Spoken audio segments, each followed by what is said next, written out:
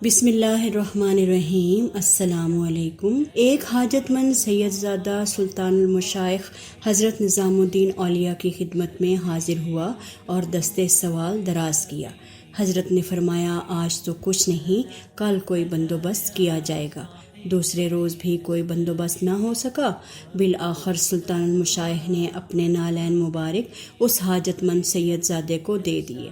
وہ سید زادہ جوتے لے کر چل پڑا اور سوچنے لگا کہ ان پرانے بوسیدہ جوتوں کا کیا کروں گا، لیکن اتفاق یوں ہوا کہ سلطان محمد تغلق کسی جنگی مہم سے واپس آ رہا تھا اور حضرت امیر خسرو، جو حضرت نظام الدین اولیاء کے خلیفہ بھی تھے، سلطان کے ساتھ تھے، اور چونکہ آپ ایک قابل قدر شاعر تھے اس لیے سلطان کے دربار میں اہمیت کے حامل تھے۔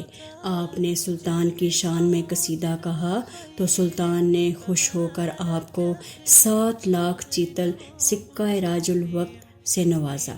واپسی کے سفر میں جب لشکر ابھی دہلی سے باہر تھا اور رات کو پڑاؤ ڈالا گیا تو حضرت امیر خسرو اچانک چلا اٹھے کہ مجھے اپنے مرشد کی خوشبو آتی ہے۔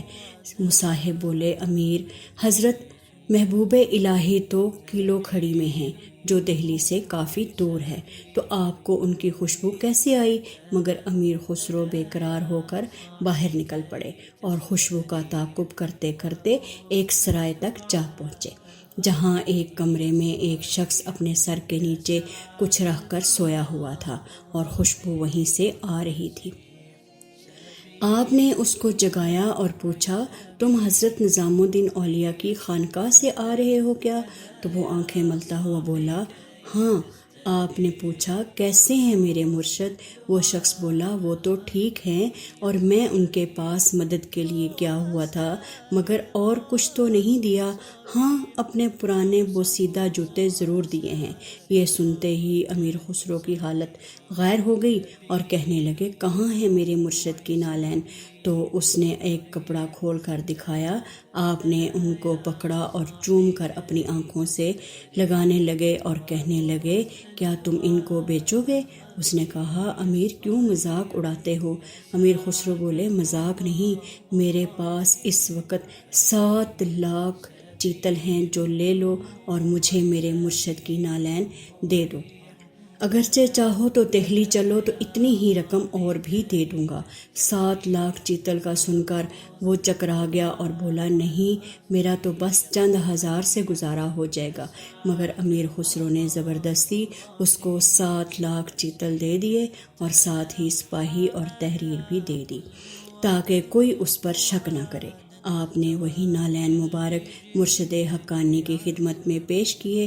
انہوں نے فرمایا، خسرو، تم نے بہت سستا سودا خریدا ہے۔ آپ رحمت اللہ نے عرض کیا کہ درویش نے صرف اتنی ہی قیمت طلب کی، ورنہ میں تو قیمت میں اپنا سارا مال تو کیا جان تک دینے کے لیے تیار تھا، اور نہ ہی میں جان دینے سے دریغ کرتا۔ یہ مرشد حقانی سے والہانہ عقیدت و محبت کا اظہار تھا۔ حضرت سلطان الاولیاء نے آپ کے لیے ہی فرمایا تھا کہ اگر حکم شرع مانی نہ ہوتا تو میں اپنے بعد وصیت کر دیتا کہ مجھے اور خسرو رحمۃ اللہ کو ایک قبر میں دفن کیا جائے۔ کہتے ہیں کہ اتنی دولت دینے کے باوجود جب بھی وہ شخص آپ کے پاس حاضر خدمت ہوتا، حضرت امیر خسرو رحمۃ اللہ احتراماً کھڑے ہو جاتے۔ انہی ایام میں آپ رحمۃ اللہ کی والدہ ماجدہ کا انتقال ہو چکا تھا۔ انہی کی خاطر آپ رحمۃ اللہ اودھ کا محل چھوڑ کر چلے آئے تھے۔ یہ صدمہ ناقابل تلافی تھا۔ حضرت نظام الدین اولیاء رحمۃ اللہ نے آپ کی ڈھارس بندھائی اور فرمایا کہ ہر شخص کو ایسا ہی صدمہ برداشت کرنا پڑتا ہے، اور ہر انسان کو ایک دن وادی فنا سے گزرنا ہے۔ وبث الدعاء الخفي الصريح يسعك الفضاء الرحيب الفسيح